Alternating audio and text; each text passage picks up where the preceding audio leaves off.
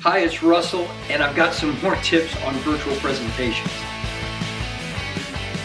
I had a lot of feedback after our last couple of videos on virtual presentations, and the questions were about, what if you can't be seen?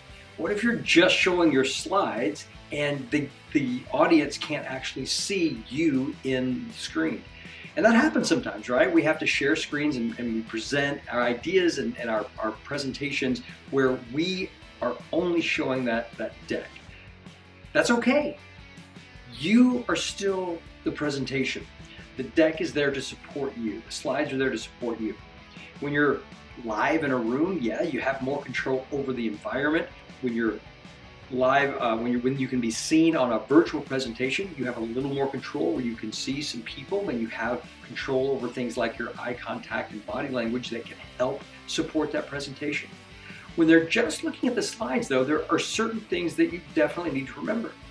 And one of those things is your slides are still there to support you. They're not the presentation.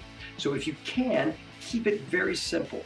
Use images when you can in place of words. Use images that are supportive of what you're saying and can engage the audience, but don't distract from your message. Make sure they're high resolution. You don't ever want to use low resolution images. You don't ever want to use a smaller image that you've stretched into a slide because that looks terrible on the screen. Just make sure it's supporting what you say, and images can be very powerful. So keep it simple. Also, your deck should tell a story. Anytime you're giving a presentation, you should be a storyteller. You should be telling a story. It should be relatable to your audience, no matter what the subject is. The same thing with your presentation when it's just the slides. Make sure they're telling a story and supporting what you're saying. The third thing is pretty obvious.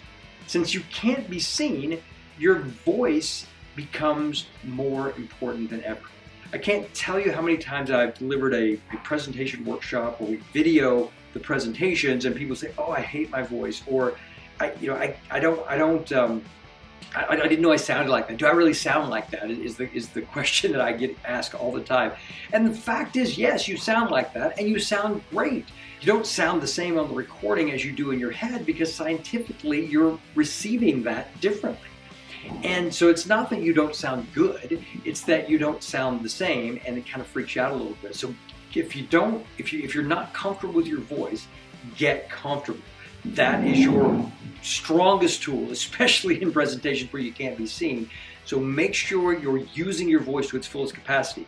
And once you get used to it by recording it and listening to it over and over again, I think that's a really good exercise to do so that you can understand your voice and know those little things you can do within a presentation to make it more impactful and meaningful, where you can add some inflection or a little volume or reduce volume or whisper or whatever it might be that makes that more impactful. You'll be able to pick up on those things if you get used to your voice and be able to do that in a presentation.